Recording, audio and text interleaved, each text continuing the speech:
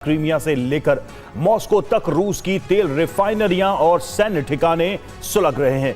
बीते 24 घंटे में ज़ेलेंस्की ने रूस पर ऐसा बारूद बरसाया जिसकी कल्पना तक किसी ने नहीं की थी। यूक्रेन ने ब्रिटेन के स्टॉर्म शैडो मिसाइल से भी हमले किए। जंग में पहली बार यूक्रेन ने इन मिसाइलों का इस्तेमाल रूसी तेल रिफाइनरियों को दहलाने के लिए किया है। इसे क्रिसमस के दौरान यूक्रेन पर हुए रूसी हमलों का जवाब माना जा रहा है। लेकिन ज़ेलेंस्की के इस प्रतिशोध ने तीसरे विश्व युद्ध का अलार्म बजा दिया है। क्रिसमस बीत चुका है और शुरू हो गया है रूस दहन का सबसे विध्वंसक चैप्टर।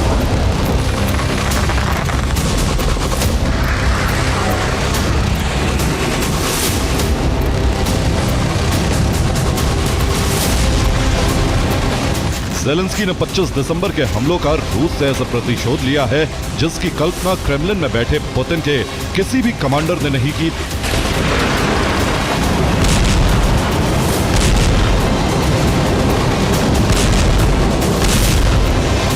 क्रिसमस खत्म होते ही यूक्रेन ने रूस पर भीषण हमले किए जिन्हें रोकने के लिए रूस बिल्कुल भी तैयार नहीं था। यूक्रेन के टारगेट पर रूसी सेना से जुड़े ठिकाने, तेल रिफाइनरियां और गैस प्लांट थे जिन्हें तबाह करने में यूक्रेन 100% सफल रहा।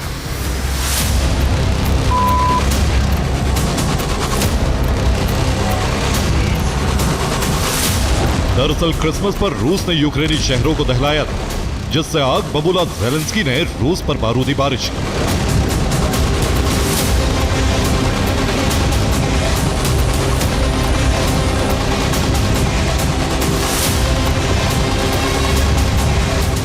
यूक्रेन ने रूस पर 8 स्टॉर्म शैडो मिसाइलों से हमला किया। इसके अलावा 70 FP1 ड्रोन से और 80 AN-196 ड्रोन से हमले किए गए।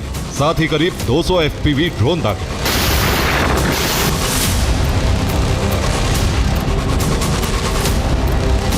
ये रूस के रोस्तोव में मौजूद नोवोशाख्तिंस्क ऑयल रिफाइनरी की तस्वीरें हैं जिस पर रूस ने ब्रिटेन से मिली स्टॉर्म शैडो मिसाइलों से अटैक किया।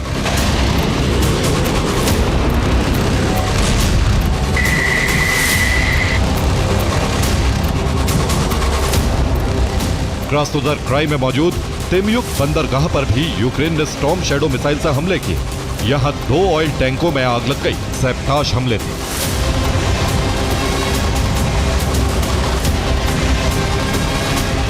एडिजिया के माइकोप एयरबेस पर ड्रोन से हमले किए गए। दावा है यूक्रेन का यह हमला भी सफल रहा।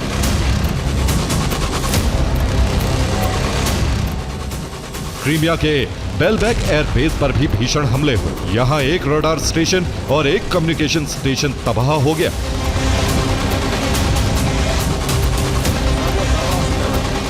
ऑरेनबर्ग में मौजूद गैस प्रोसेसिंग प्लांट पर बीती रात एक बार फिर ड्रोन हमले हुए।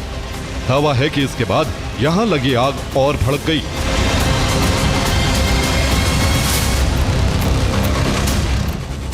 सिर्फ इतना ही नहीं, रूस के टारगेट पर मॉस्को भी था। यहां यूक्रेन ने रूस के कई स्ट्रेटेजिक ठिकाने तबाह कर दिए।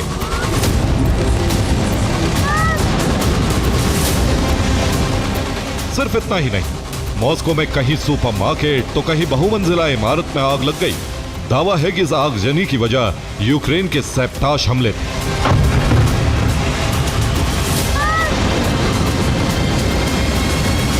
और यूक्रेन ने रूस की नोवोशाख्तिंस्क तेल रिफाइनरी पर हमला किया।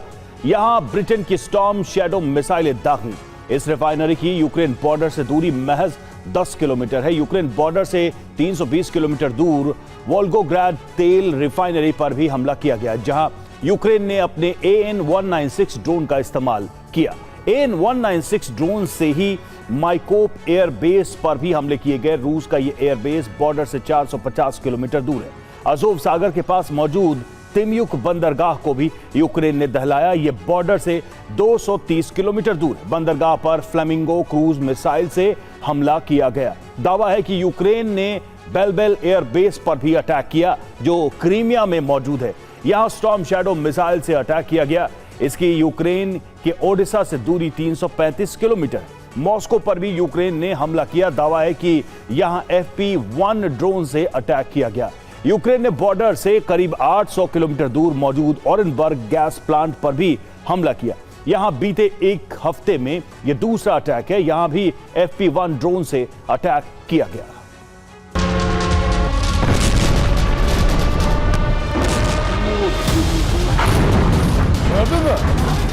दावा है यूक्रेन ने सबसे बड़ा हमला नोवोशाख्तिंस्क ऑयल रिफाइनरी पर किया।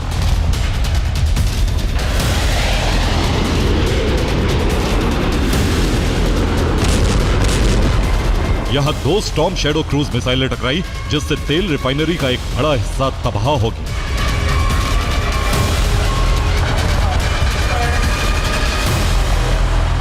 साथ ही टैंक स्टोरेज प्लांट को भी नुकसान पहुंचा है।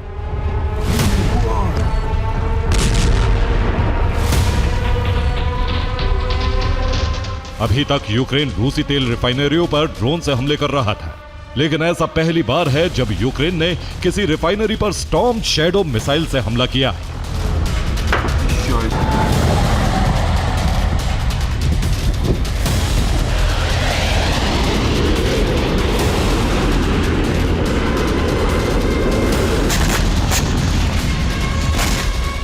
नोवोशाख्तिंस्क ऑयल रिफाइनरी में प्रति वर्ष 50 लाख टन तेल का उत्पादन होता है। यह रिफाइनरी रूस के लिए बेहद खास है, क्योंकि यहां से लुहांस्क की दूरी महज 10 किलोमीटर। ऐसे में सड़क मार्ग के जरिए यहां सीधे तेल की सप्लाई होती है। इसके अलावा फ्रंट लाइन पर मौजूद रूसी सेना को भी डीजल भेजा जाता है।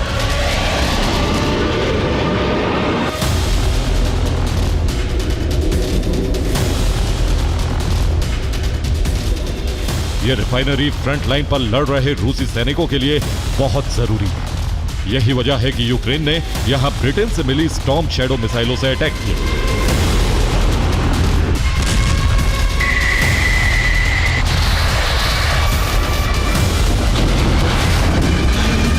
हालांकि इसकी एक और बड़ी वजह भी ब्रसेल्स समिट में ज़ेलेंस्की ने हथियारों की कमी का मुद्दा उठाया था, जिसके बाद यूरोप से यूक्रेन को बड़े पैमाने पर मदद पहुंची। दावा है कि ब्रिटेन की तरफ से स्टॉर्म शैडो मिसाइलें भी भेजी गईं।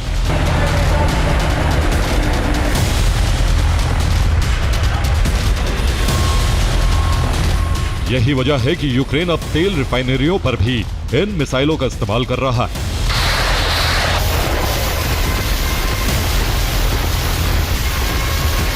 सिर्फ इतना ही नहीं, यूक्रेन ने फ्रंट लाइन पर भी रूस पर जबरदस्त प्रतिघात किया है।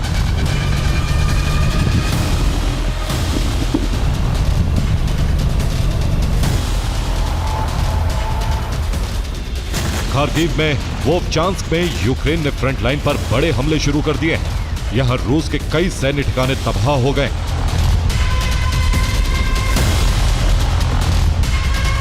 यूक्रेन ने पोक्रोवस्क में भी दोबारा घुसने की कोशिश शुरू कर दी।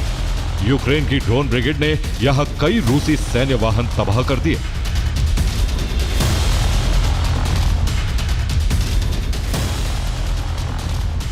यूक्रेन ने सूमी में फ्रंट लाइन पर ड्रोन हमले किए, जिसमें रूस के कई आर्टिलरी सिस्टम तबाह हो गए।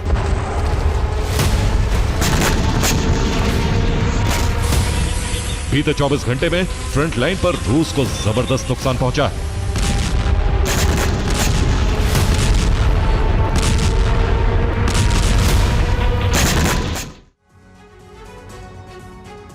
फरवरी 2022 में रूस यूक्रेन युद्ध शुरू हुआ, तब से अब तक करीब 12,02,000 रूसी सैनिक मारे जा चुके हैं, ये दावा किया जा रहा है। बीते 24 घंटे की बात करें तो बीते 24 घंटे में 840 रूसी सैनिक मारे जा चुके हैं, ये दावा किया जा रहा है। और अब तक अगर देखा जाए टैंकों के हिसाब से तो रूस को नुकसान हुआ है 11,456 टैंकों का। बीते 24 घंटे में 3 टैंक तबाह हुए हैं, ये यूक्रेन की तरफ से दावा किया गया कि इस हमले में इतना नुकसान हुआ है। बख्तरबंद वाहन अब तक की बात करें तो 23,804 और बीते 24 घंटे में 5 बख्तरबंद वाहन भी बर्बाद हुए, जबकि 5 वाहन जैसा हमने बताया 24 घंटे में ही तबाह हुए हैं।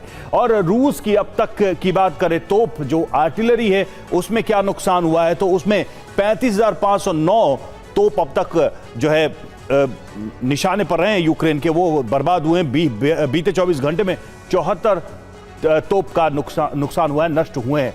और जंग में रूस के 1264 एयर डिफेंस सिस्टम भी अब तक तबाह हो चुके हैं और बीते 24 घंटे में एक डिफेंस सिस्टम तबाह किया गया है। सैन्य वाहनों की भी बात कर लेते हैं तो देखिए इसमें भी बड़ा नुकसान रूस को दिखाई दे रहा है। 71,454 सैन्य वाहन बर्बाद हुए हैं। बीते 24 घंटे में 180 सैन्य वाहनों को निशाना बनाया गया है।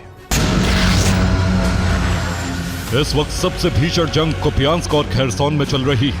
कुपियांस्क पर कब्जे के लिए यूक्रेन ने पूरी ताकत झोंक दी, तो वहीं दूसरी तरफ खेरसॉन में नीपर नदी के किनारे रूसी ठिकानों को तबाह कर रहा ताकि नदी के पूर्वी किनारे पर कब्जा कर सके। हालांकि खेरसॉन में रूसी सेना डटी है, लेकिन कुपियांस्क में पुतिन के सैनिकों ने पीछे हटना शुरू कर दिया।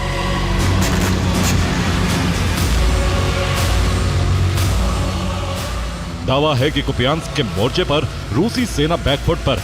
शहर में रूस के सिर्फ कुछ ही सैनिक बचे। यूक्रेन ने कुपियांस्क तक हथियारों की सप्लाई काट दी।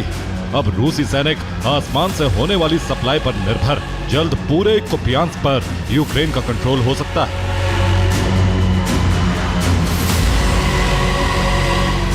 हाल ही में पुतिन के कमांडर्स ने कुपियांस्क पर रूसी कंट्रोल होने का दावा किया था, जिसके बाद ज़ेलेंस्की ने यहां आकर वीडियो बनाया था, जिस पर पुतिन ने बात करते हुए उन्हें एक एक्टर बताया और कहा था कि वो नाटक कर रहे हैं। अब कुपियांस्क से आ रही रिपोर्ट से साफ है, रूस कुपियांस्क में कमजोर पड़ रहा है। अगर यहां यूक्रेन का कब्जा होता है तो यह रूस की बड़ी हार होगी। Bureau report, TV9, Bharatvarsh.